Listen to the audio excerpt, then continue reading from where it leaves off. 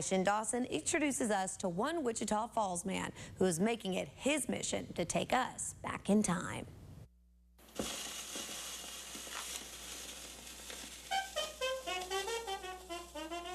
These aren't just records, they're time machines. At 78 revolutions per minute, they spin not just music, but memories. And for Justin Good, preserving them is a mission to keep Black musical history alive. It's a step back in time, honestly.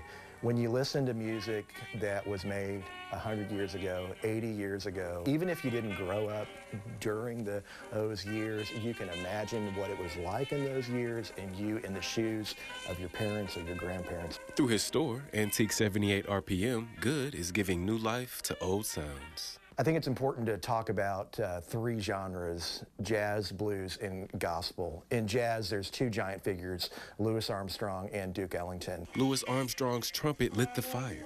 Duke Ellington gave it sophistication. Both legends immortalized on 78 RPMs. The way Louis Armstrong played, how he soloed, how he sang, once people heard that, that changed all of music all over the world after that. Now there's also Duke Ellington. Duke Ellington is one of the greatest American composers of the 20th century.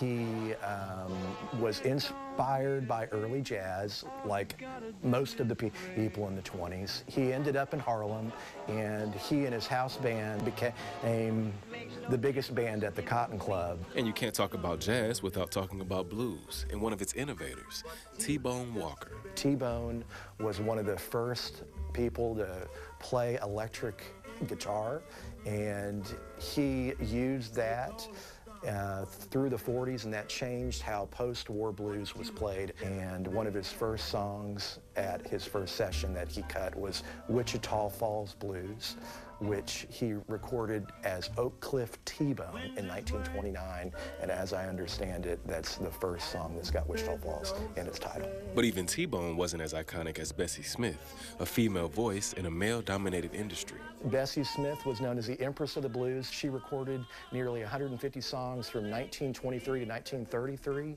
She inspired so many people. And one large figure that most people know in this area is Bob Wills from Bob Wills and the Texas Playboys.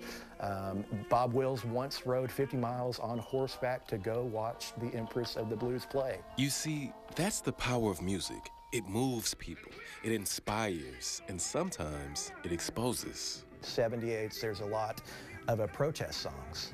There are people stood up on their platform through music to talk about, society. And, one of the largest ones was Billie Holiday's Strange Fruit.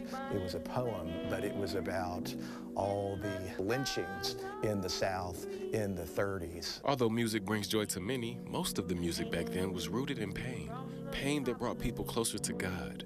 Which brings us to gospel. Sister Rosetta Tharpe is called the godmother of rock and roll. Many people were inspired by her. Elvis, Bob Dylan, also Little Richard. Another artist inspired by gospel is Ray Charles. One of his biggest hits is I've Got a Woman, and that was actually pulled from a group, the Southern Tones. It Must Be Jesus. It's almost a carbon copy of the song, how it's played, how it's sung, all the phrasing. Ray Charles ripped them off, and he made that, but that's just what everybody did. They were inspired by others, and that's how music was and is made. Jazz, blues, and gospel.